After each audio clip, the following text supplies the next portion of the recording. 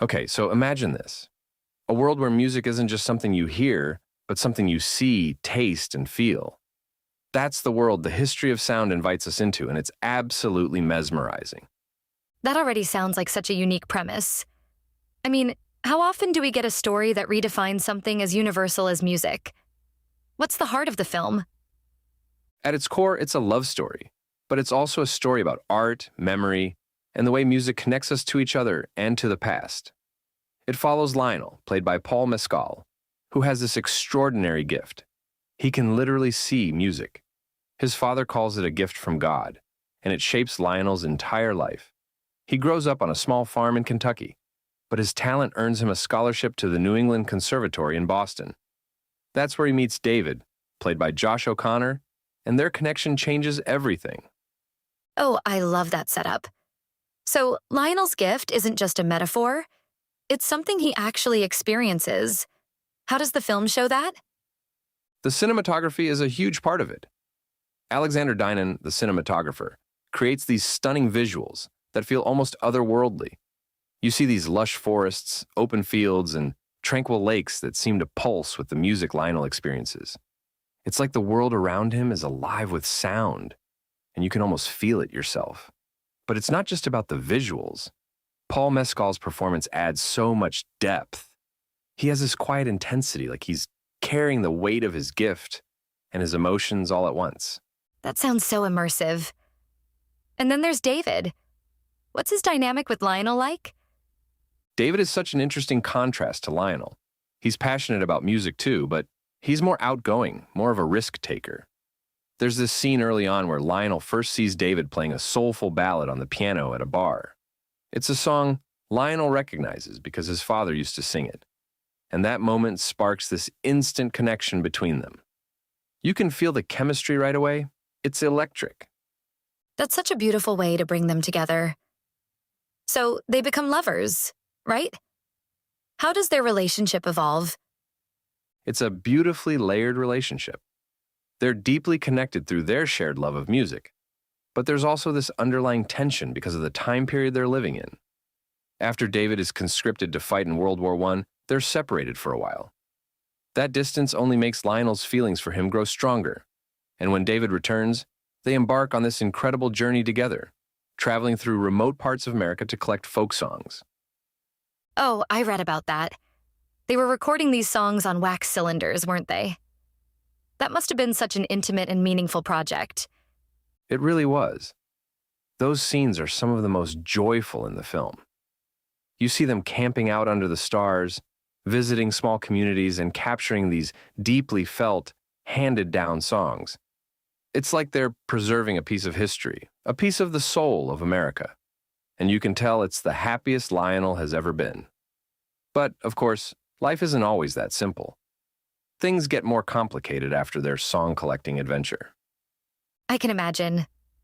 It sounds like the film doesn't shy away from the complexities of their journey, both as individuals and as a couple. Not at all. It's a deeply reflective film that takes its time exploring their relationship and the challenges they face. Lionel continues his life's journey in music, but there's this lingering sense of loss and longing that stays with him. The narrative arc is so thoughtful and poetic, and it really gives you time to sit with the emotions of the story. That's something I really appreciate in films, when they're not afraid to let the story breathe and give the audience space to feel everything. How does the director, Oliver Hermanus, handle that balance? He does an incredible job. His direction is so nuanced and deliberate. He knows exactly when to let a moment linger, when to let the silences speak louder than the words. And Ben Shattuck's screenplay, based on his own short story, is just as poetic. It's one of those films where every element feels perfectly in sync. The writing, the direction, the performances, the cinematography, and of course, the soundtrack. Speaking of the soundtrack, I heard it's a key part of the film's emotional impact. How would you describe it? Lyrical, evocative, and deeply moving. The music isn't just a backdrop. It's a character in its own right. It weaves through the story, amplifying the emotions and adding layers of depth to the narrative. And the way it's paired with the visuals, those pristine landscapes I mentioned earlier, It's just breathtaking. It sounds like the kind of film that stays with you long after the credits roll. And Paul Mescal and Josh O'Connor, how are their performances? Mescal is phenomenal. There's such a quiet intensity to his performance. Like you can see the weight of Lionel's emotions in his every movement and expression. He doesn't have to say much to convey so much. And O'Connor is equally brilliant, but in a very different way. He brings this charisma and determination to David, with this knowing smirk that makes you feel like he's always one step ahead. Their chemistry together is electric. Every interaction between them feels charged with meaning. It sounds like a masterclass in acting. I love when films explore relationships in such a nuanced way, where even the silences carry weight. Would you say this is one of the year's best films? Without a doubt, it's a film that's as much about what's unsaid as it is about what's said. There's so much to draw from the silences, from the glances, from the music itself. It's a sensitive, poetic portrait of love and loss, and it left me feeling so many things. I'd give it an 8.5 out of 10, easily. Wow, that's high praise. I can't wait to see it for myself.